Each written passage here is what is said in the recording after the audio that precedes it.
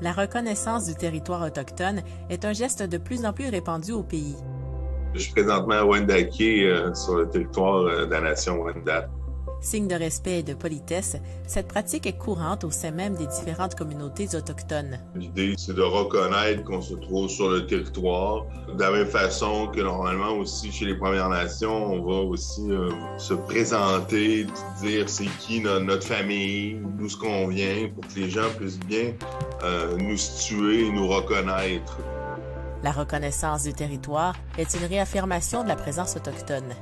Dans certaines parties du Canada, on ne voit pas les Premières Nations partout parce qu'il y a des villes avec des millions de personnes, etc. Donc, de reconnaître quand même la présence et l'occupation du territoire par les Premières Nations, c'est un geste parce que, tu sais, des fois, on peut oublier cette présence-là.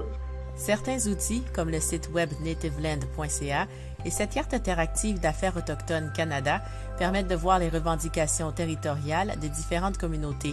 Il n'est pas rare que plusieurs territoires se chevauchent. On peut donc reconnaître l'occupation de plus d'une nation en même temps. Il faut comprendre aussi que géographiquement, il y a des endroits que c'est des carrefours. D'une façon naturelle, s'il y a 3-4 rivières, les rivières, c'était les autoroutes. Donc, s'il y a 3-4 rivières qui arrivent de 3-4 régions géographiques différentes, bien, forcément qu'il y avait des rassemblements et des rencontres à ces endroits-là. Reconnaître le territoire d'où on vient, en plus de celui où l'on se trouve, donne encore plus de contexte. Et apprendre certains mots dans une langue des Premières Nations est un autre geste qui démontre une volonté de rapprochement. On est.